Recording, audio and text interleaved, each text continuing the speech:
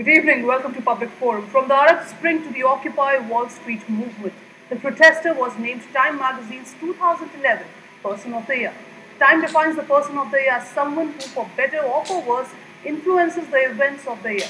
They descended, they demanded, they did not despair, even when the answers came back in a cloud of tear gas or a hail of bullets. They literally personified the idea that individual action can bring collective, colossal change.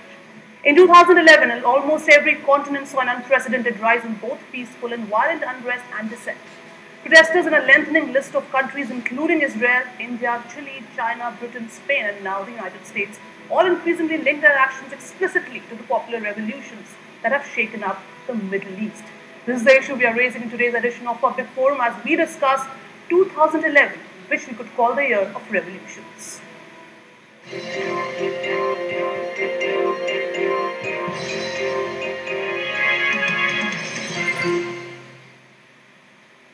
And joining me for more on this, a very esteemed panel with me is well-known sociologist from JNU, Vivek Kumar. Thanks very much, Professor Kumar, for joining us here. Also with me, senior fellow from Center for Study of Developing Societies, Aditya Nigam. Thanks very much, Mr. Nigam, for joining us here.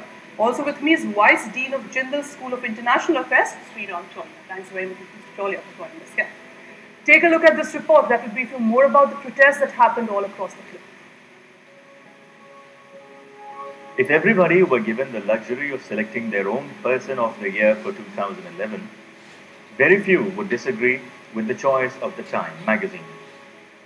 From the Arab world to the Wall Street, from Mexico to Russia, from Greece to India, after giving birth to turbulence in almost all the continents this whole year, the protester has earned this title.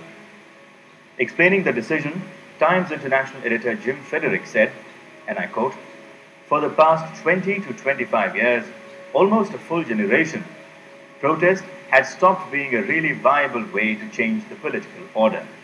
And then, suddenly, almost out of nowhere, all across the globe, you have global mass market protests. We are 2 regimes down and counting. Suddenly, the protest has become one of the ways people are actually taking back political power." Unquote. India too was not untouched by this global wave. While the capital of this country has an officially designated space where public protests carry on throughout the year, every year, the agitations seen in 2011 were different, both in terms of numbers as well as magnitude. And as the year draws to a close, nationwide agitation against corruption seems likely to continue and threatens to spill on to the next year too. If our policymakers fail to bring in much-needed reforms, for India, if not for the rest of the world, 2012 might too end up, in all likelihood, as the year of that veiled face on the Time magazine's cover, that of the protester. Charu Kartikeya's report, Lok Sabha Television. As my colleague said, protesters in their own way are taking back political power. In the first segment, we are asking our panelists if the protests have strengthened or hindered democracy. In the Arab world, tyrants have fallen to the region's political awakening, in which nations' elected leaders have faced revolt. Is this the new world disorder? I'm getting straight into the discussion now. Your comments, Mr. Cholia, you recently written an article also in what happened in Russia. What do you think that this choice is a good choice by the Time magazine? Because it has done this in the past also. In 2003, it called the American soldier as the Person of the Year. You know, Time, take away its Western bias. Time has always captured the essence of, literally, of the times. Going back to the 1920s and 30s, Time magazine covers have always been, iconic. And they have, in many ways, tried to take the essence out of what's happening at a particular zeitgeist. So I think certainly 2011 has been unprecedented. It's like 1848. Why was there so many revolutions in Europe simultaneously? And in many ways, it also captures the anti-Vietnam era protests that peaked in the late 1960s. So 2011 is special. And I think through the, this faceless protester who they have on the cover, it's a kind of a subaltern, statement that basically, I am the collective and the collective is me. In many ways, because of this leaderless quality that my colleague just mentioned, we do need to celebrate this anonymity, which was important, especially in group action. You would not stand a chance against authoritarian regimes if you come out, in the form of a single individual.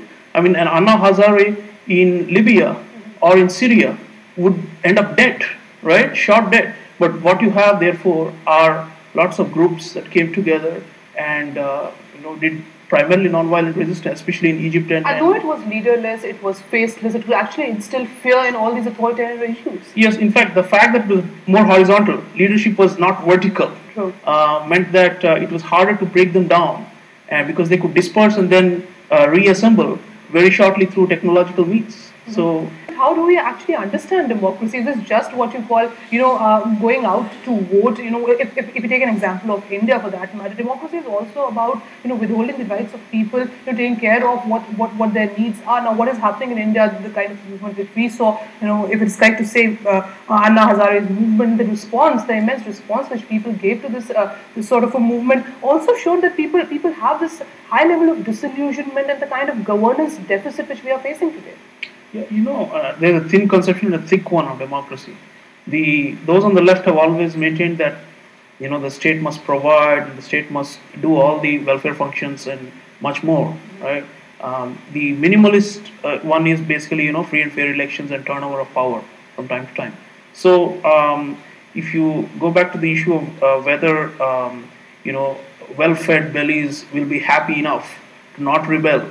I mean, this question is always, fascinated thinkers going back to, Aldous Huxley and so on. They've, projected, scenarios where you have all your material needs met, and yet democracy seems to be not fulfilling its ideal functions, which is to create equity in society, to distribute the wealth, the pie. So in many ways, it's a false distinction because you see, the reason many of these corporates, for example, have been dominating in the neoliberal order is because the state has caved in, and the state has actually, facilitated accumulation by some cronies, and so you have to overthrow not only the capitalist system but also the states that facilitate and allow this system to navigate and to flourish. And therefore, in many ways, Occupy Wall Street is probably the most significant of all these movements because it is actually challenging the state to think about which direction it wants to go.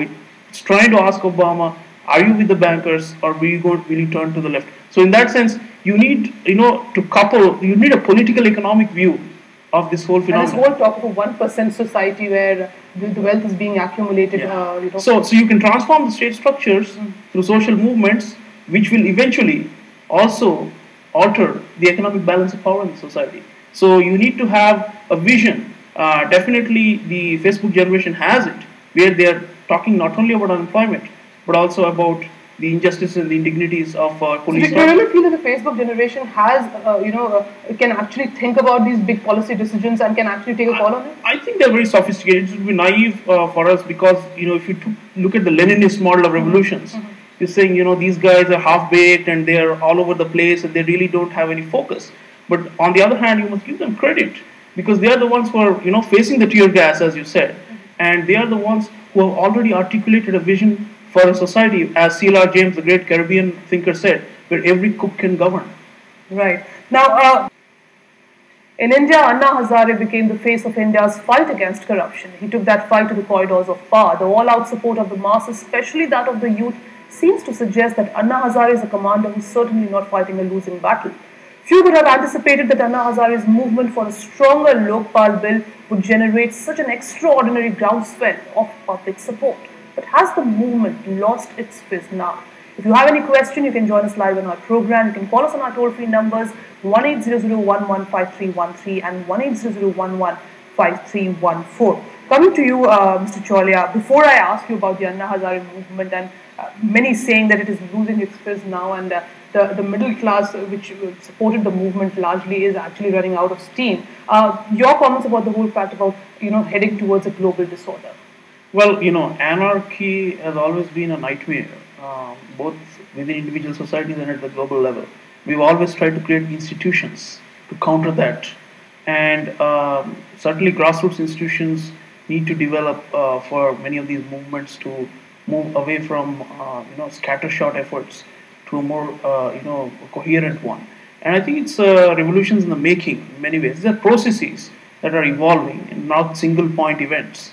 And in that sense, but also on this question of the Anna Hazare movement fizzling out, people are saying the same about Occupy Wall Street too. They've been dispersed. The winter is coming. But these movements often have staying power because they have entered the collective memory. One, and two, they have strong mobilizational qualities which can be reassembled at short notice.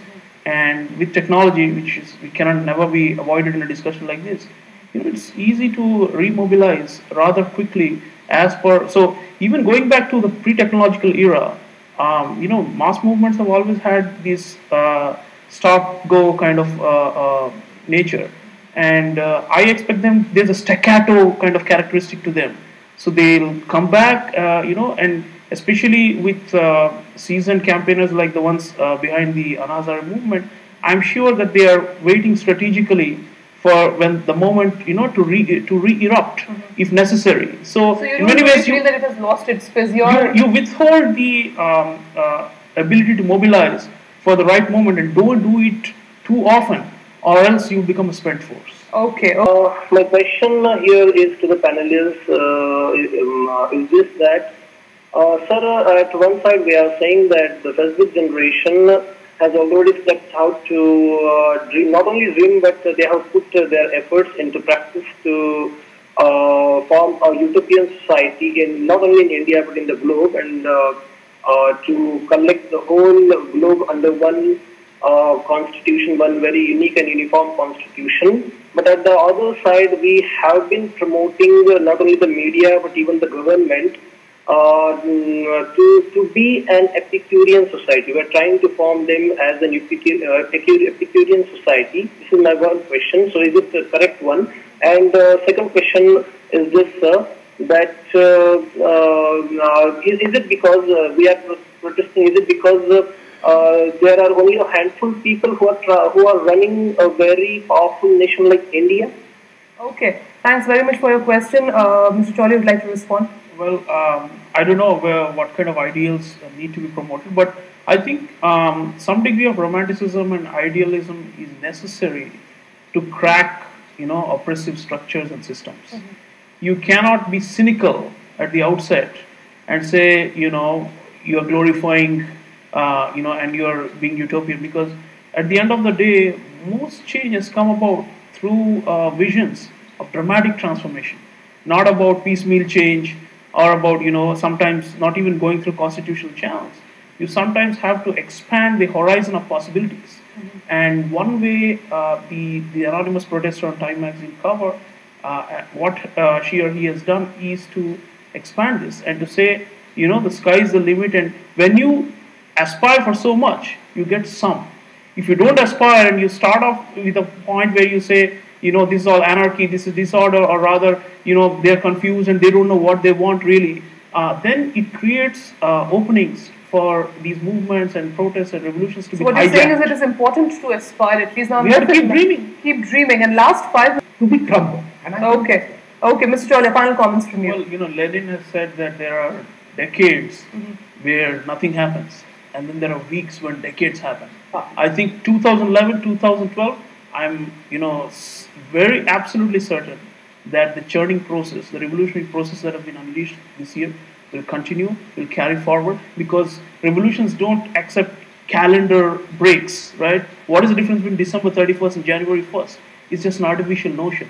Time is progressive, and whether you take the linear or the cyclical or whichever approach to history, the churning has started, and I'm very optimistic that this will eventually lead to a flatter world, to use Thomas Friedman's term, one where there is more power in the hands of societies, less in the hands of organized entities like corporations and states. This is another session of a public forum. We can't really expect miracles to happen because there are no immediate magical solutions to these big issues, but let's hope for the best. Stay tuned. Thank you.